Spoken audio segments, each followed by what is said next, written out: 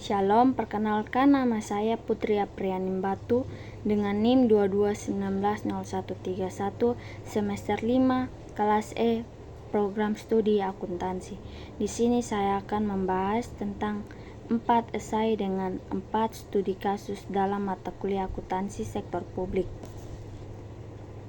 Kita akan masuk dalam esai yang pertama. Nomor 1, uraikan mengapa akuntansi sektor publik perlu dipelajari secara tersendiri. Jawabnya karena memiliki karakteristik yang berbeda dengan akuntansi di sektor swasta. Ada beberapa faktor utama mengapa akuntansi sektor publik penting dipelajari. Yang pertama, karena ada tujuan dan fokus yang berbeda, sumber pendanaan, regulasi dan standar akuntansi, pertanggungjawaban dan transparansi, penganggaran dan pengelolaan keuangan negara, dan yang terakhir pelaporan non-finansial. Nomor 2, sebutkan perbedaan akuntansi sektor publik dengan akuntansi bisnis. Jawabannya, akuntansi sektor publik yang pertama, tujuan utamanya bertujuan untuk memberikan layanan kepada masyarakat, sedangkan akuntansi bisnis atau swasta menghasilkan laba bagi pemegang saham atau pemilik perusahaan. Nomor 3, sebutkan contoh keunikan sektor publik. Keunikan sektor publik yang pertama, sumber dananya berasal dari pasar, dana hibah dan kontribusi masyarakat lainnya. Yang kedua, mengikuti standar akuntansi yang khusus untuk sektor publik seperti International Public Sector Accounting Standard atau IPSAS atau standar nasional yang berlaku. Selanjutnya nomor 4, akuntansi sektor publik di Indonesia sangat jauh ketinggalan bila dibandingkan dengan akuntansi sektor swasta. Jelaskan. Jawabannya, pernyataan bahwa akuntansi sektor publik di Indonesia sangat jauh ketinggalan dibandingkan dengan akuntansi sektor swasta mengandung beberapa aspek yang mendasari pandangan tersebut, terutama dalam konteks sejarah, regulasi, teknologi, serta implementasi sistem akuntansi yang lebih lambat di sektor publik. Selanjutnya nomor 5, sebutkan beberapa perbedaan antara laporan keuangan sektor publik dan laporan keuangan swasta menurut Likierman dan Taylor dalam Henley et al. Tahun 1992. Jawabannya, yang pertama ada tujuan laporan keuangan, yang kedua sumber pendanaan, yang ketiga pengukuran kinerja, yang keempat format dan struktur laporan, yang keempat akuntabilitas, dan kelima regulasi dan pengawasan. Nomor 6, sebutkan persamaan akuntansi sektor publik dan akuntansi swasta. Jawabnya ada prinsip dasar akuntansi, tujuan penyajian laporan keuangan, siklus akuntansi, penyusunan laporan keuangan, penggunaan teknologi akuntansi, dan pengawasan dan audit. Nomor 7, sebutkan konsep dasar berfokus pada penilaian kinerja suatu organisasi sektor publik saat ini. Jawabannya ada akuntabilitas atau accountability, yang kedua efisien atau efisiensi, efektivitas atau effectiveness, ekuitas atau equity, transparansi atau transparency, responsibilitas atau responsibility, value for money, kualitas layanan. Nomor 8, sebutkan 2 hal mengenai kesulitan dalam benchmark penerapan ukuran kinerja swasta ke sektor publik. Jawabnya perbedaan tujuan organisasi dan pengaruh konflik dan regulasi. Nomor 9, jelaskan perbedaan kultur di organisasi sektor publik dengan kultur organisasi bisnis atau swasta. Yang pertama, orientasi tujuan. Sektor publik berfokus pada pelayanan publik, sedangkan siklus swasta lebih berorientasi pada keuntungan, pertumbuhan bisnis, dan kepuasan pemegang saham. Yang kedua, pengambilan keputusan. Sektor publik keputusan biaya lebih lebih berorasi. Lalu sektor swasta, pengambilan keputusan lebih cepat dan fleksibel. Yang ketiga, pengukuran kinerja. Sektor publik, kinerja diukur berdasarkan dampak sosial, sedangkan sektor swasta kinerja lebih mudah diukur dengan indikator atau seperti keuntungan, pertumbuhan pasar, dan efisien biaya. Yang berikut struktur organisasi. Sektor publik cenderung lebih hierarkis dan terstruktur, sedangkan sektor swasta biasa lebih kiat dan fleksibel dalam struktur organisasi. Nomor 10, sebutkan dasar hukum sektor publik dan organisasi bisnis swasta.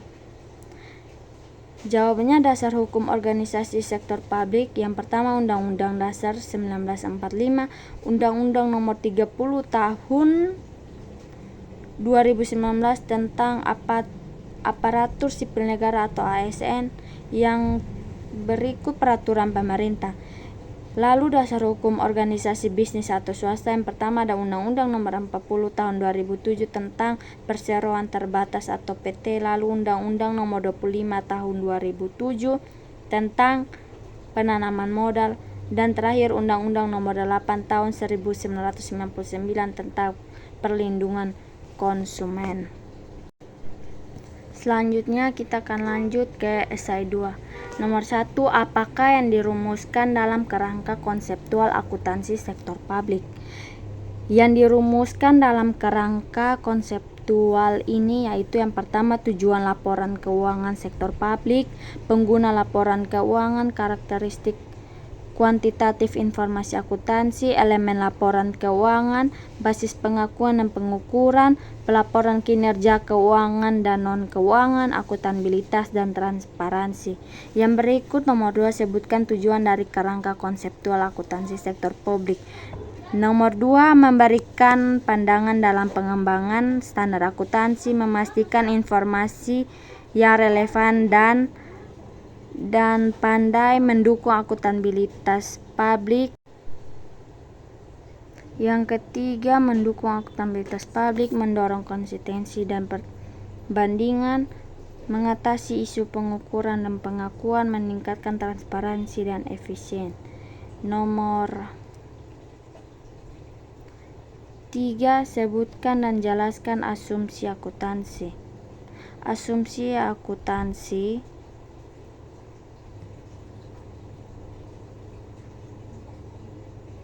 yang pertama, asumsi entitas atau entity assumption menyatakan bahwa setiap entitas bisnis harus dipisahkan dari pemulanya, dari pemilik dan entitas lain. Yang kedua, asumsi kesenambungan. Asumsi ini menganggap bahwa entitas akan tutur beroperasi dalam jangka waktu yang tidak terbatas. Yang ketiga, asumsi periode akuntansi menyatakan bahwa laporan keuangan dapat disusun untuk periode tertentu. Yang keempat, asumsi pengukuran menyatakan bahwa semua transisi harus dinyatakan dalam satuan mata uang yang sama. Yang terakhir, asumsi akumulasi menyatakan bahwa pendapatan dan biaya harus diakui pada soal terjadinya bawaan saat kas diterima atau dibayarkan. Nomor 4, apa yang dimaksud dengan karakteristik kualitatif akuntansi sektor publik? Karakteristik kualitatif akuntansi sektor publik merujuk pada sifat-sifat dan atribut yang harus dinilai oleh informasi akuntansi dalam konteks organisasi publik. Nomor 5, jelaskan bagaimana sebuah informasi dianggap relevan. Karena dapat kemampuan mempengaruhi keputusan, informasi harus dapat mempengaruhi keputusan yang diambil oleh pengguna, dan sebuah informasi dianggap relevan karena sebuah karakteristik produktif, konfirmasi, ketepatan waktu, konteks pengguna, kualitas informasi, dan hubungan dengan kriteria keputusan. Nomor 6, jelaskan apa yang dimaksud dengan kualitas perencanaan publik. Kualitas perencanaan publik adalah ketertiban masyarakat dalam proses perencanaan untuk memastikan bahwa kebutuhan dan aspirasi mereka diakomodasi. Nomor 7, sebutkan dan jelaskan unsur-unsur dalam pengelolaan berbasis kegiatan yang dapat juga menjadi penentu kualitas pelaksanaan realisasi anggaran publik. Yang pertama, ada kegiatan merupakan dasar dari pengolahan berbasis kegiatan. Sumber daya. Lalu yang kedua, sumber daya. Semua input yang diperlukan untuk melaksanakan kegiatan. Lalu biaya, memfokuskan perhatian pada biaya yang berkaitan dengan setiap kegiatan. Yang keempat, output, hasil langsung dari kegiatan yang dilaksanakan. Yang ketiga, outcome atau dampak jangka panjang dalam kegiatan dilaksanakan. Yang keenam, indikator kinerja digunakan untuk mengukur keberhasilan kegiatan dan output. Yang ketujuh, monitoring dan evaluasi dilakukan secara berkala untuk memastikan bahwa kegiatan berjalan sesuai rencana. Dan yang terakhir, skedul atau pemangku kepentingan. Hal ini dapat melibatkan karena dapat diulangkan dan dimasukkan yang konstruktor. Nomor 8, uraikan karakteristik kualitatif kualitas output realisasi anggaran publik. Jawabannya, relevansi, efisiensi, efektivitas, kualitas, aksesibilitas, partisipasi, transparansi, responsivitas, inovasi. Nomor 9, uraikan tahapan dalam pengadaan barang dan jasa publik. Yang pertama, perencanaan pengadaan, itu ada identifikasi kebutuhan, anggaran, jadwal. Pengumuman pengadaan, ada dokumen pengadaan dan pengumuman. Pendaftaran dan penyediaan, ada pendaftaran penyediaan, pengambilan dokumen, pengajuan penawaran. Yang berikut ada evaluasi penawaran, ada pemeriksaan administrasi, evaluasi teknik, evaluasi harga. Dan yang berikut penetapan pemenang atau keputusan surat penunjukan. Yang keenam, ada kontrak, yaitu negosiasi dan penandatanganan kontrak. Yang ketujuh, pelaksanaan kontrol, yaitu ada pengiriman dan penerimaan dan monitoring. Yang kedelapan, pengesahan dan evaluasi, ada pengesahan kontrak dan evaluasi kinerja. Dan yang terakhir, laporan dan dokumentasi, ada penyusunan laporan dan dokumentasi. Nomor 10, jelaskan pengertian kualitas pelaporan sektor publik. Jawabannya, kualitas pelaporan sektor publik merujuk pada sejauh mana informasi yang disajikan oleh lembaga publik dalam laporan keuangan dan laporan lainnya memenuhi standar tertentu seperti relevan, keteladanan, keterbandingan, dan transparansi. Yang berikut esai 3.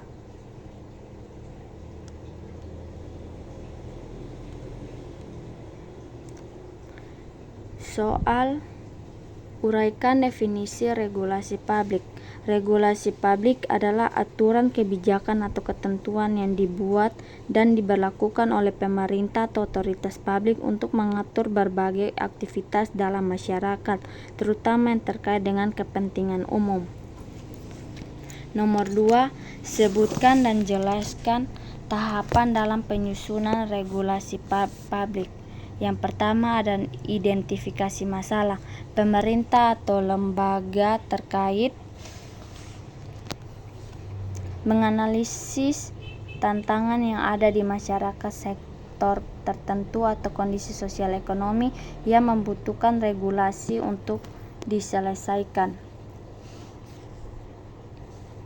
Lalu yang berikut ada formulasi kebijakan. Pihak-pihak yang terlibat menyusun berbagai opsi kebijakan dan berbagai alternatif dipertimbangkan.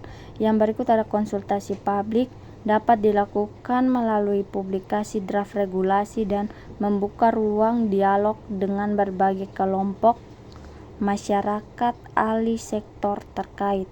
Dan yang berikut penyusunan draft atau regulasi mencakup aturan-aturan yang lebih detail dan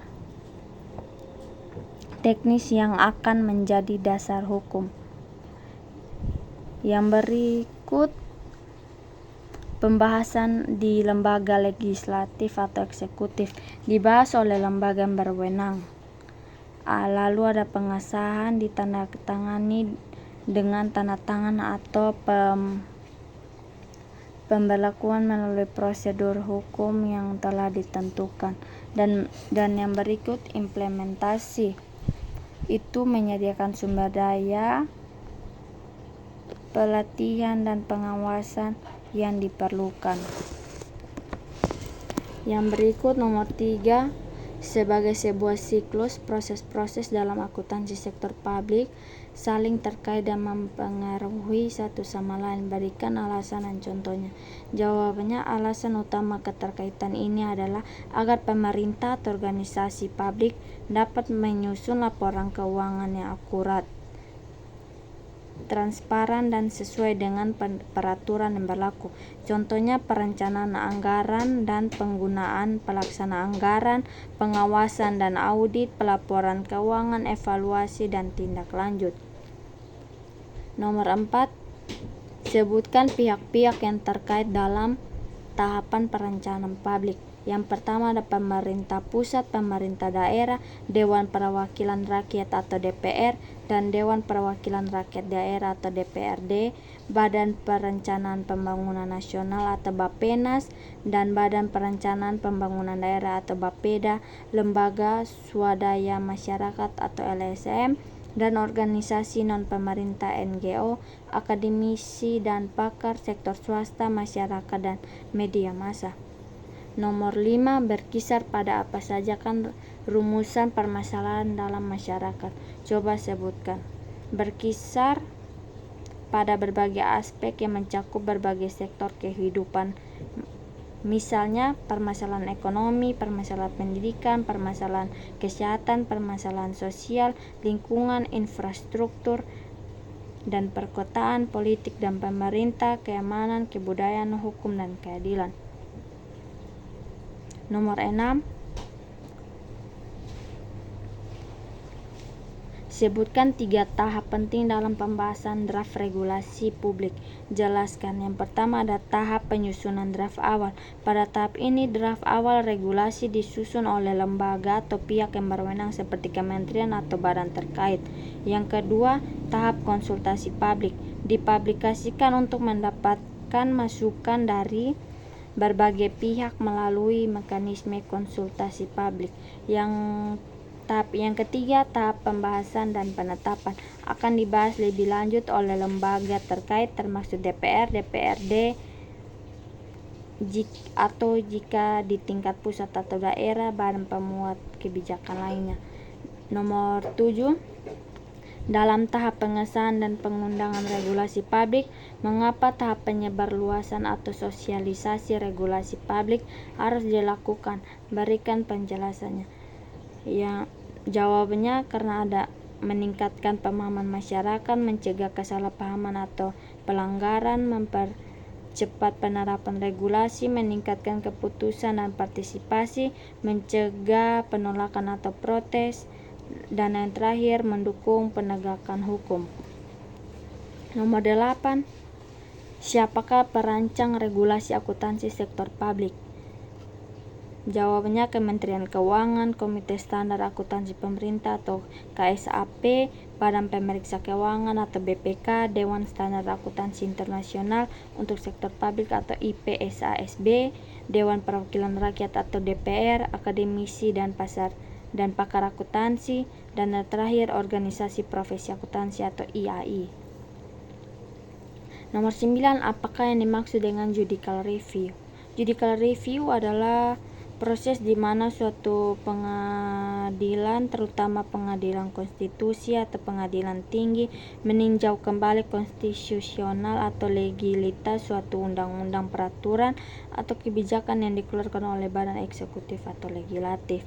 Nomor 10, Kewajiban negara adalah berupa pelaksanaan tugas pemerintah sesuai dengan Undang-Undang tahun 1945. Sebutkan kewajiban negara tersebut. Kewajiban negara tersebut yang pertama melindungi segenap bangsa Indonesia dan seluruh tumpah darah Indonesia. Yang kedua, memajukan kesejahteraan umum, mencerdaskan kehidupan bangsa, ikut melaksanakan ketertiban dunia yang berdasarkan kemerdekaan, perdamaian abadi, dan keadilan sosial. Dan yang terakhir, menegakkan keadilan sosial bagi seluruh rakyat Indonesia.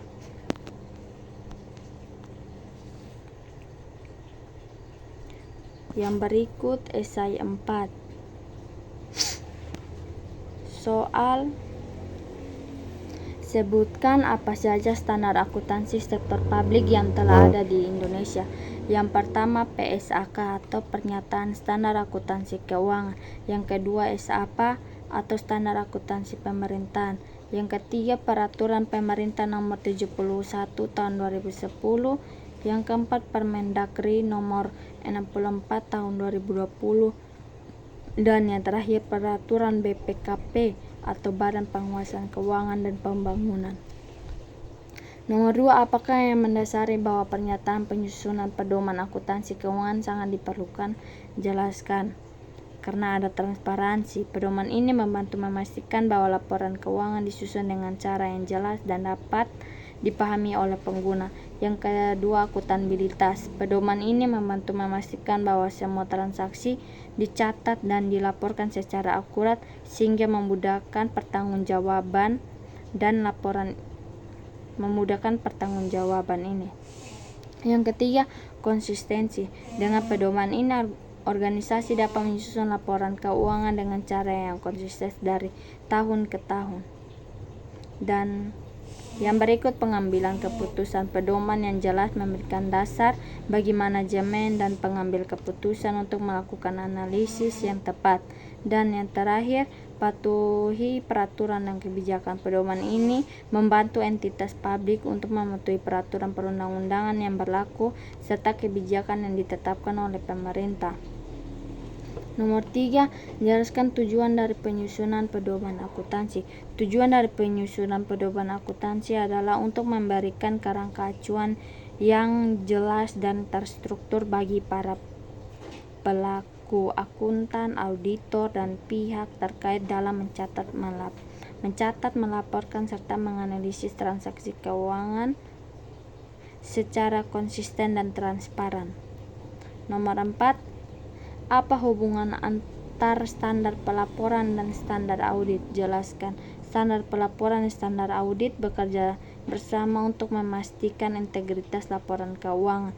Standar pelaporan menetapkan cara laporan keuangan disusun, sementara standar audit memadu auditor dan memverifikasi apakah laporan tersebut disusun dengan benar. Nomor 5, coba uraikan dengan singkat tentang perkembangan pemikiran standar akuntansi sektor publik di Indonesia. Jawabannya, reformasi keuangan negara tahun 2003 perubahan signifikan dimulai dengan diterbitkannya Undang-Undang Nomor 17 Tahun 2003 tentang keuangan negara, yaitu diikuti oleh Undang-Undang Nomor 1 Tahun 2004 tentang perbendaharaan negara dan Undang-Undang Nomor 15 Tahun 2004 tentang pemeriksaan pengelolaan dan tanggung jawab keuangan negara.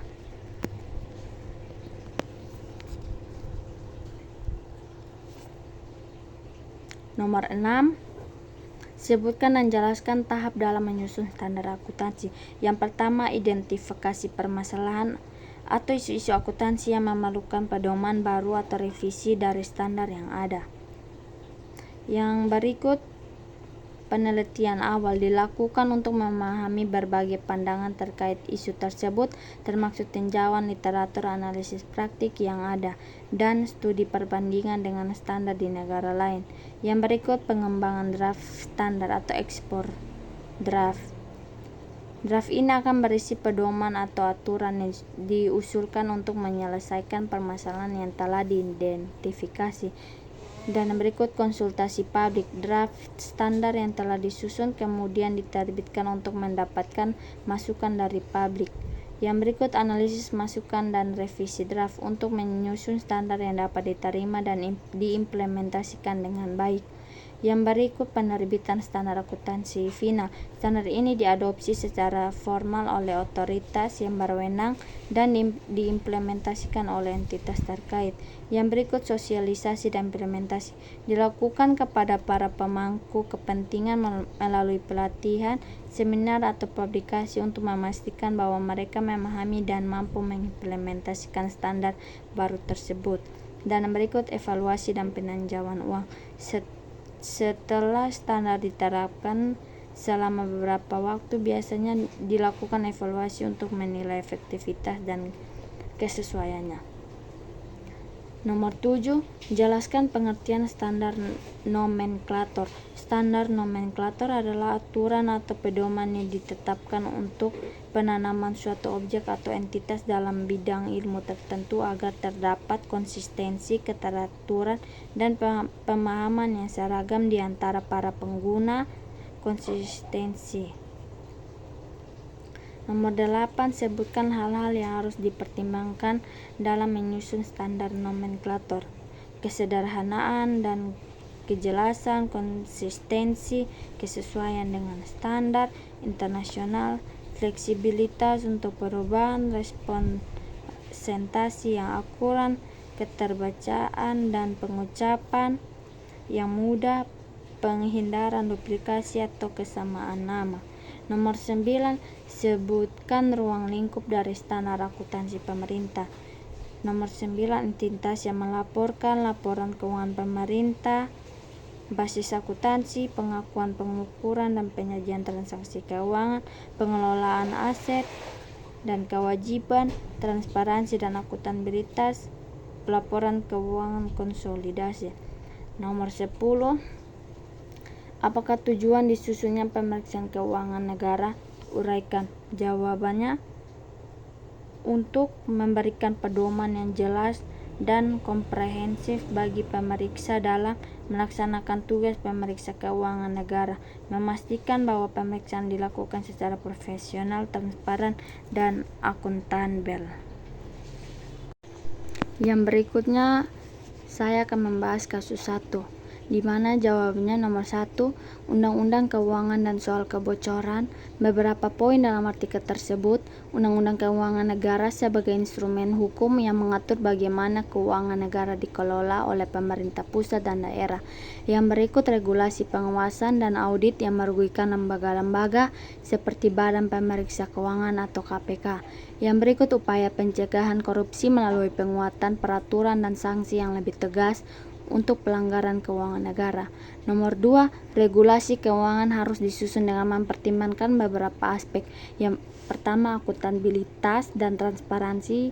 Yang kedua, pengawasan yang ketat, pengelolaan resiko kebocoran, desentrasi fiskal efektif, penguatan sanksi.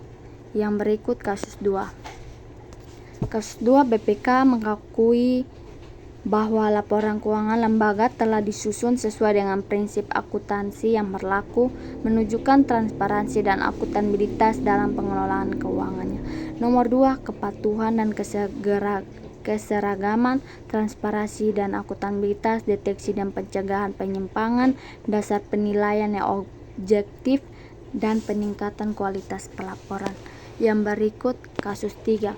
Nomor 1, artikel perlunya transparansi keuangan parpol dari tahun 2003 di Suara Merdeka membahas pentingnya transparansi dan akuntabilitas dalam pengelolaan keuangan partai politik Indonesia.